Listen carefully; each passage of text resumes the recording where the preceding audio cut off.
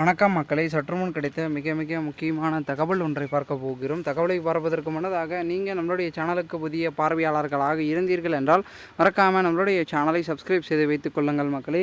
தற்பொழுது விழுப்புரத்தை எடுத்துக்கொண்டாலே முக்கிய புள்ளி திமுகவில் நம்முடைய பொன்முடியை பொறுத்த வரைக்கும் எப்படின்னுங்க அதுதான் சொல்ல வேண்டும். பொன்முடிய மகன் இருக்கிறார் அல்லவா, கௌதம சிகாமணி, அவர் பெரும் விதத்தில் இருக்கார். ஓகேங்களா. ஆல்ரெடியே திமுகவில் இருக்கக்கூடிய செஞ்சி மஸ்தான், அதாவது சிறுபான்மையை ஒரு தலைமை என்றே சொல்லலாம்.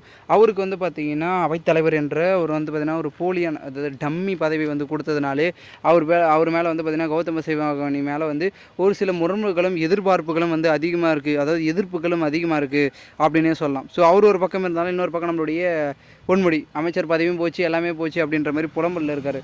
காரணம் என்னவென்றால் சொத்து குவிப்பு வழக்கு, அதன் பிறகு லஞ்ச ஒழிப்புத்துறை போலீஸார் தொடுக்கப்பட்ட வழக்கு, அந்த வழக்கு எந்த வழக்குன்னு எல்லா வழக்கு இருக்குது. எல்லா வழக்கிலும் போலியான ஆதாரங்கள், போலியான ஆவணங்களை வச்சு வெளியே வந்துடலாம்னு நினச்சார். ஸோ அதனாலே கடைசியில் மாட்டிக்கிட்டார். இந்த ஒரு சூழ்நிலையில் மிகப்பெரிய அளவில் பார்த்திங்கன்னா பேசும் பொருளாக இருந்த பொன்முடி அவர்கள் 3 ஆண்டு சிறை தண்டனை, 10 லட்ச ரூபா அபராதம், அதெல்லாம் பார்த்திங்கன்னா எனக்கு வயது வரம்பாவது அதாவது இதாவதுன்னு சொல்லி ஏதோ மழுப்பி வந்துட்டார்.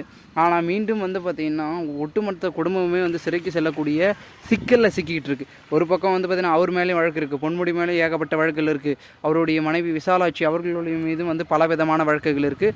அவருடைய மகன் கௌதம சிகாமணி அவர் மேலே வழக்கு இருக்குது. ஸோ ஒட்டுமொத்த குடும்பமே வழக்குகளை சிக்கிக்கிட்டு இருக்குது. திமுகவில் இருக்கக்கூடிய எல்லா குடும்பத்தினர்கள் மீதும் பெரும்பாலான பார்த்திங்கன்னா வழக்கு இருக்கிறதுனால அடுத்தடுத்து மிகப்பெரிய அளவில் பார்த்திங்கன்னா மாற்றம் முன்னெடுக்கப்படலாம் அப்படின்றது பார்த்திங்கன்னா குறிப்பாக சொல்லப்படுகிறது.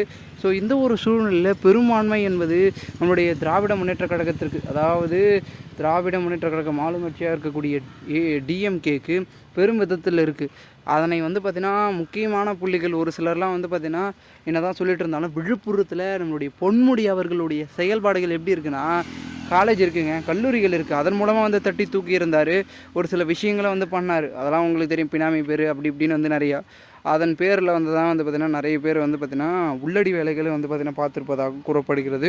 மேலும் நம்மளுடைய வேலூர் சிறையிலும், வேலூர் நீதிமன்றத்திலையும், விழுப்புரம் நீதிமன்றத்திலையும் பார்த்திங்கன்னா கொடுக்கப்பட்ட விடுதலை தீர்ப்பை பிறப்பிக்கணும் அப்படின்னு சொல்லி நீதிமன்றமே தாமாக முன் இவர் ஒரு வழக்கில் ஒரு சிக்கலாச்சு. அதனால தான் இப்போ வரைக்கும் தப்பிச்சிருக்காரு. ஆனால் மீண்டும் பார்த்திங்கன்னா மாட்டுவதற்கான வாய்ப்பு என்பது அதிகமாக இருக்குது அப்படின்றதே பார்த்திங்கன்னா தொடர்ந்து சொல்லிட்டு இருக்காங்க. பொறுத்திருந்து பார்க்கலாம் என்ன நடக்கிறது, என்ன மாதிரியான விஷயங்கள் என்பதனை பொறுத்திருந்து பார்த்தால்தான் அனைத்தும் நமக்கு தெரியப்படும், புரியப்படும் மக்களே.